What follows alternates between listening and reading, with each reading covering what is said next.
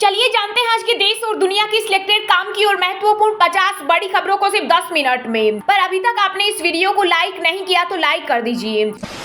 मोदी सरकार का बड़ा फैसला, देश में चलेंगी 10,000 नई ई बसें। ग्रामीण लोगों के लिए विश्वकर्मा योजना को दी मंजूरी। रेलवे से जुड़े 7 प्रोजेक्ट को भी मिली मंजूरी। मोदी कैबिनेट द्वारा नेहरू मेमोरियल म्यूजियम का नाम बदलकर पीएम म्यूजियम करने पर भड़की कांग्रेस। कहा, एक प्रचंड बहुमत वाली पार्टी से इस तरह का छोटापन कार्य दुर्भाग्यपूर्ण। चंद्रयान 3 ने आखिरी पड़ाव भी किया पार। मून के लास्ट ऑर्बिट में हुई एंट्री। चंद्रमा से सबसे कम दूरी 153 और अधिकतम दूरी 163 किलोमीटर। आज का दिन होगा बेहद खास।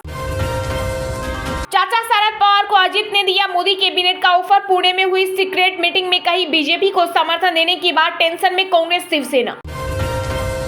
5 राज्यों के विधानसभा चुनाव के लिए बीजेपी ने कसी कमर। पीएम मोदी की मौजूदगी में चुनाव समिति की हुई बैठक। मुझे मनीष सिसोदिया की याद आती है। जन्मदिन पर दिल्ली के मुख्यमंत्री अरविंद केजरीवाल ने पूर्व डिप्टी सीएम को याद कर कहा, वो झूठे मामले में जेल में है। मानहानि केस में कांग्रेस नेता राहुल गांधी को झारखंड हाईकोर्ट से मिली बड़ी राहत। फिजिकल पेश होने से मिली छूट। भारत चीन के बीच करीब 17 घंटे तक चली कमांडर स्तर की बातचीत में अनसुलझे रहे कई मुद्दे, नहीं निकला ठोस समाधान। राज्यसभा सांसद और सुप्रीम कोर्ट के वरिष्ठ अधिवक्ता कपिल सिब्बल ने फिर साधा पीएम मोदी पर निशाना। कहा, अच्छे दिन कहाँ हैं, भूल गए क्या। रक्षाबंधन पर योगी सरकार बहनों को देगी बड़ा तोहफा। यूपी में रोडवेज बस में 2 दिन तक कर सकेगी मुफ्त यात्रा। आगामी लोकसभा चुनाव से पहले कांग्रेस ने दिल्ली और झारखंड के नेताओं के साथ की अहम बैठक। मुझे मुफ्त सिलेंडर मिला। राहुल गांधी के साथ लंच करने वाली सब्जी विक्रेता रामेश्वर का वीडियो हुआ वायरल। बीजेपी ने साधा निशाना। सनी देओल की दहाड़ ने हिलाए थिएटर। गद्दार 2 ने अब तक 260 करोड़ की कमाई की। वहीं OMG 2 और जेलर ने भी किया धुआंधार कलेक्शन। उत्तर प्रदेश में आज से 50 रुपए किलो मिलेगा टमाटर। मोबाइल वैन से पहुंचेगा घर घर। योगी सरकार का बड़ा कदम। दिल्ली वासियों पर बाढ़ का खतरा। एक बार फिर खतरे के निशान के पार। 205.33 मीटर पर पहुंचा यमुना नदी का जलस्तर। 14 अक्टूबर को भारत पाकिस्तान मैच। अभी से होटल रूम का किराया 2.5 लाख के पार। फ्लाइट टिकट भी हुआ 5 गुना महंगा। 3 दिन बाद अमरनाथ यात्रा के लिए जत्था हुआ रवाना। अब तक 4.35 लाख श्रद्धालु कर चुके बाबा बर्फानी के दर्शन। मनी लॉन्ड्रिंग केस में बॉलीवुड अभिनेत्री जैकलीन फर्नांडिस को मिली राहत। अब कोर्ट से बिना अनुमति लिए जा सकती है देश से बाहर। हिमाचल प्रदेश में मनरेगा मजदूरों की हुई बल्ले बल्ले। सीएम सुखविंदर सिंह सुक्खू ने बढ़ाई मजदूरी। स्वतंत्रता सेनानियों की सम्मान राशि भी की दोगुनी। भारत को जल्द मिलेंगे 6 घातक अपाचे हेलीकॉप्टर। दुश्मनों की किलेबंदी भेदने में है माहिर। बोइंग ने शुरू किया प्रोडक्शन। हरे निशान के साथ बंद हुआ शेयर बाजार। सेंसेक्स 137 अंकों की तेजी के साथ 65,539 पर हुआ बंद, तो वही निफ्टी 30 अंक बढ़कर 19,465 पर हुआ बंद।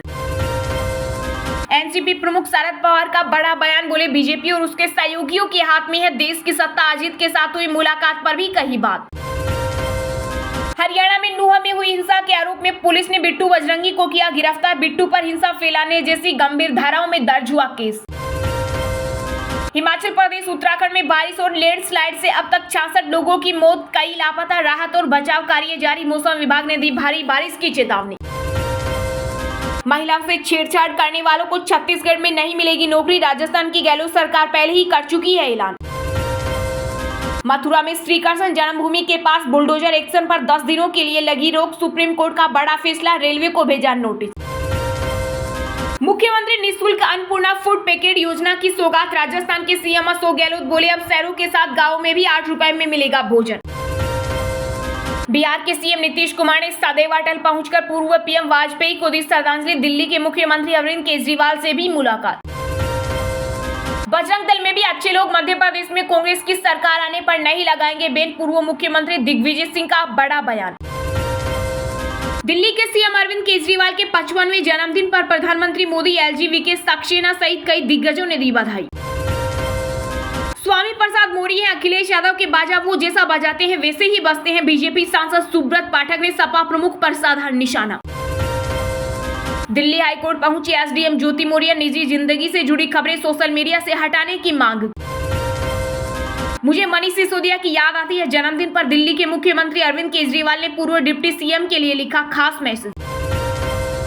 बिहार के पूर्व मुख्यमंत्री जीतन राम मांझी ने की पीएम मोदी की जमकर तारीफ। कांग्रेस अध्यक्ष मल्लिकार्जुन खड़गे को बताया अहंकारी।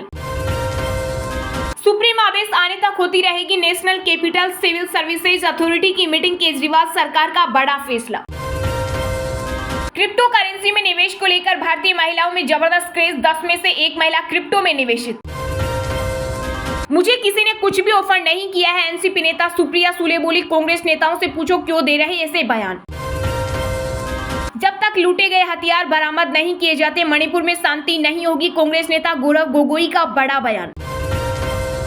अजित इतने बड़े नहीं कि शरद को ऑफर दे। केंद्र सरकार में जगह देने की पेशकश को लेकर संजय राउत ने महाराष्ट्र के डिप्टी सीएम पर साधा निशाना। हरियाणा के नुआ में 28 अगस्त को फिर से निकाली जाएगी जलाभिषेक यात्रा। खट्टर सरकार ने दी मंजूरी, हिंसा के बाद रह गई थी अधूरी। सीएम तभी बनोगे जब शरद पवार को साथ लाओगे। अजित पवार को लेकर महाराष्ट्र विधानसभा में नेता विपक्ष विजय वट्टेरीवार ने किया दावा।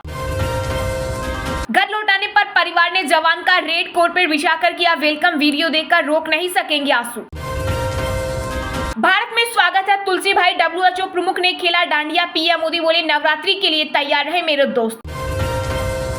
मध्य प्रदेश के सीएम शिवराज सिंह का कांग्रेस पार्टी पर तीखा हमला। कहा दिग्विजय और कमलनाथ का वोट की फसल पर नजर। सीवर डालने के लिए आई 1500 करोड़ रुपए सैलरी में बटे। केजरीवाल सरकार में मंत्री सौरभ भारद्वाज ने दिल्ली विधानसभा में बताया डीजीपी का लेखा जोखा। पड़ोसी देश पाकिस्तान में पेट्रोल की कीमतें 290 रुपए के पार। महंगाई की मार से बचा हाहाकार।